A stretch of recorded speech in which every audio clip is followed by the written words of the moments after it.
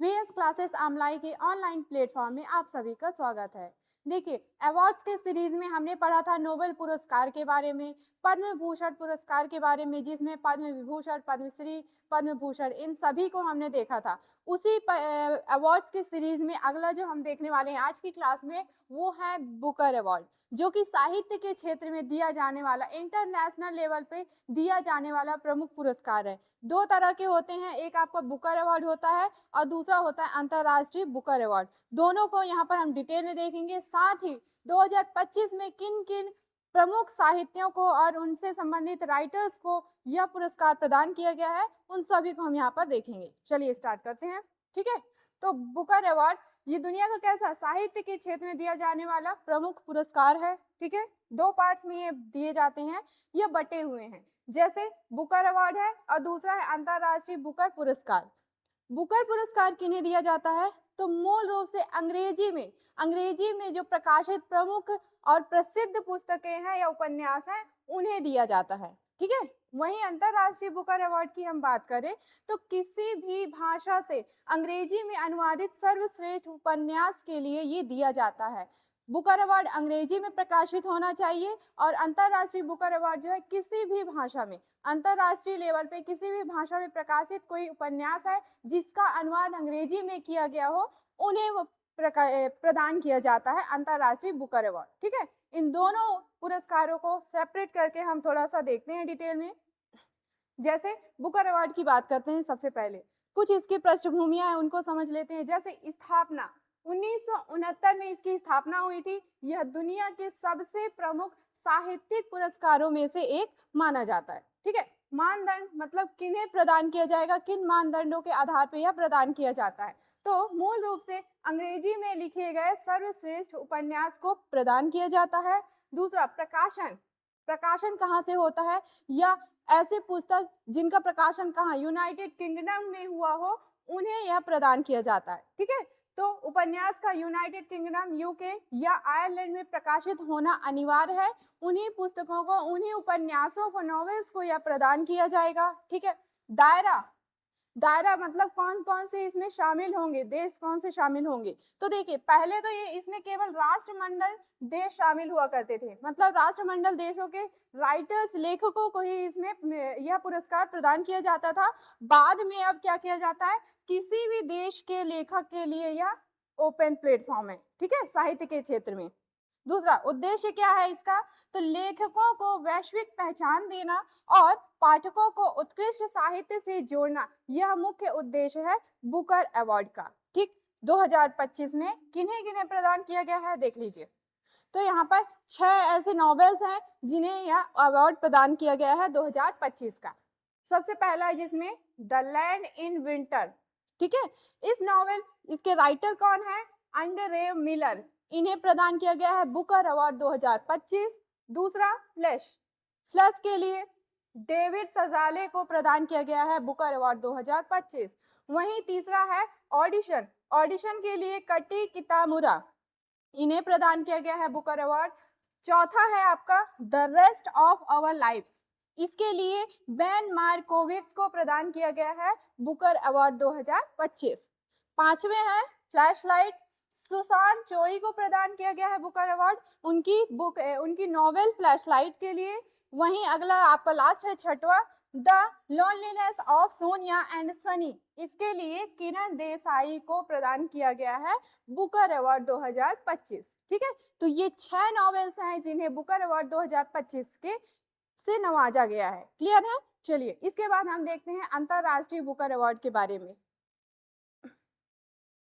हाँ, अब इसका थोड़ा सा पृष्ठभूमि हम यहाँ पे देख लेते हैं। जैसे मिशन, किसी भी भाषा में लिखे गए अंग्रेजी में अनुवादित सर्वश्रेष्ठ उपन्यास या लघु कथा को सम्मानित किया जाता है। यानी विश्व के किसी भी देश के किसी भी राइटर को जिन्होंने किसी भी भाषा में उसे लिखा हो लेकिन उसका अनुवाद अंग्रेजी में किया गया हो, ठीक है, उसे प्रदान किया जाएगा क्या, अंतरराष्ट्रीय बुकर अवार्ड। ठीक है, प्रकाशन, हाँ, अब जब ट्रांसलेशन अंग्रेजी में हो गया तो उसका प्रकाशन कहाँ होना चाहिए, वहीं सेम यूके यानी यूनाइटेड किंगडम और आयरलैंड में उनका प्रकाशित होना अनिवार्य है, आवश्यक है।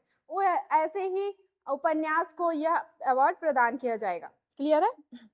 इतिहास, पहले इसे मैन बुकर अवार्ड यानी अंतरराष्ट्रीय पुरस्कार कहा जाता था और 2019 में इसका नाम बदल करके अंतरराष्ट्रीय बुकर पुरस्कार रख दिया गया। ध्यान रखिएगा, ठीक है, इसका नाम परिवर्तित किया गया है। पहले क्या था इसका नाम?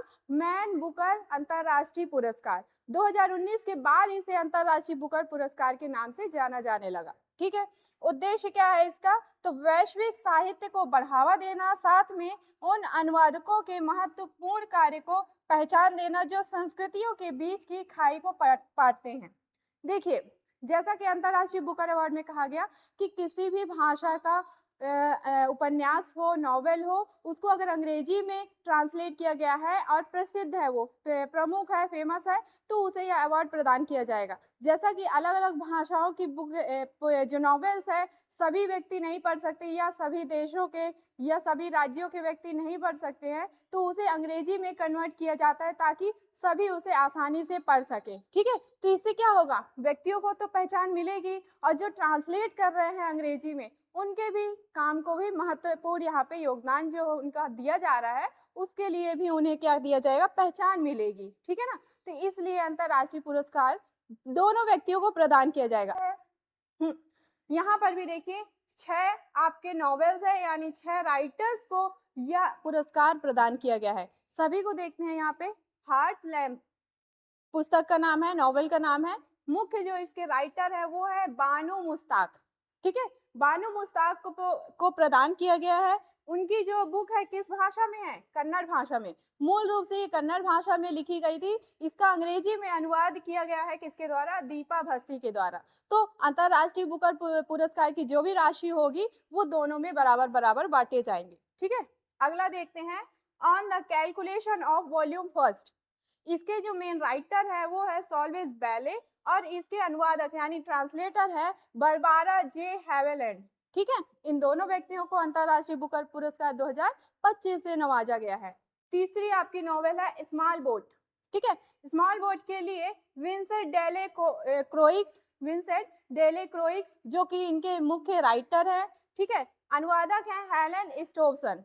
इन दोनों व्यक्तियों को स्मॉल बोट के लिए अंतरराष्ट्रीय बुकर पुरस्कार 2025 से नवाजा गया है।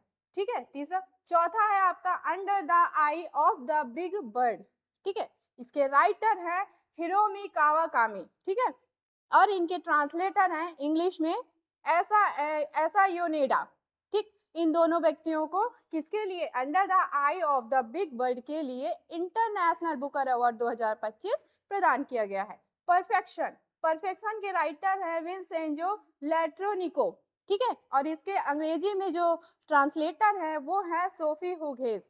इन दोनों व्यक्तियों को अंतरराष्ट्रीय पुरस्कार से प्रदान किया गया है, बुकर पुरस्कार से। ठीक है, छठवा और लास्ट जो है वो नॉवेल है अ लेपर्ड स्किन हैट। ठीक है, जो इसके राइटर हैं वो है एने सेरे और अनुवादक यानी ट्रांसलेटर है मार्क हुचिनसन।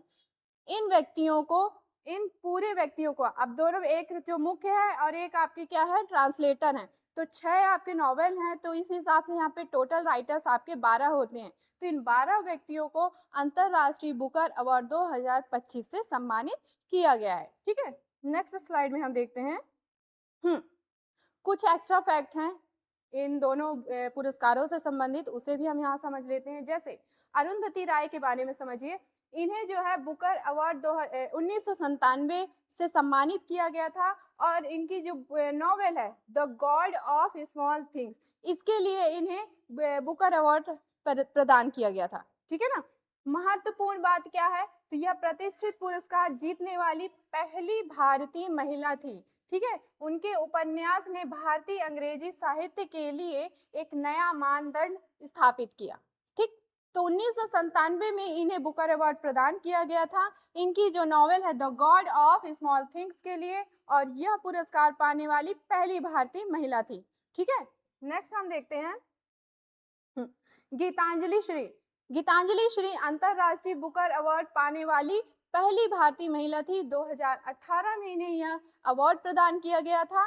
ठीक है, इनकी नॉवेल टॉम्ब ऑफ सैंड, इसके लिए इन्हें यह अवार्ड प्रदान किया गया था। महत्वपूर्ण चीजें क्या है इसके बारे में समझिए। अंतर्राष्ट्रीय बुकर पुरस्कार जीतने वाली यह पहली भारतीय लेखिका थी। उनके उपन्यास जिसका अनुवाद किन्होंने किया था? Daisy Rockwell. दोनों चीजें इंपॉर्टेंट है, ध्यान रखिएगा। राइटर थी आपकी गीतांजलि श्री, इन्होंने बुक लिखी थी टॉम्ब ऑफ सेंट हिंदी में, ठीक है, जिसका अंग्रेजी में अनुवाद किया था डेजी रॉकवेल ने। और 2018 में इस नॉवेल को अंतरराष्ट्रीय बुकर पुरस्कार से सम्मानित किया गया था। दोनों नाम ध्यान रखिएगा। और एक चीज और बता दें कि जो आपका अंतरराष्ट्रीय पुरस्कार है उसका नाम बदला गया है, ठीक है ना। इससे पहले क्या था? मैन बुकर अंतरराष्ट्रीय पुरस्कार नाम हुआ करता था। 2019 के बाद इसे अंतरराष्ट्रीय बुकर पुरस्कार के नाम से जाना जाने लगा। तो ये दोनों फैक्ट ध्यान रखिएगा, ठीक है। यहाँ पे अरुंधति राय का नाम बुकर अवार्ड पाने वाली पहली भारतीय महिला, और गीतांजलि श्री अंतरराष्ट्रीय बुकर प्राप्त करने वाली पहली भारतीय महिला है, ठीक है। अब वही जो भी चीजें हमने यहाँ पर पढ़ी है वही आपका यहाँ पे शॉर्ट में एक बार दिया है, आप इसे रिवाइज कर सकते हैं, ठीक। तो ये था हमारा अंतरराष्ट्रीय बुकर और बुकर अवार्ड के बारे में पूरी डिटेल, और फिर आपका करंट अफेयर 2025 में किन्हें किन्हें यह प्रदान किया गया है। उम्मीद है आपको वीडियो पसंद आई होगी, और वीडियो पसंद आई हो तो लाइक करिएगा, शेयर करिएगा और कमेंट करिए कि आने वाली जो भी वीडियोस है आपको किस टॉपिक पे चाहिए है। मिलते हैं फिर अगली वीडियो में। Thank you.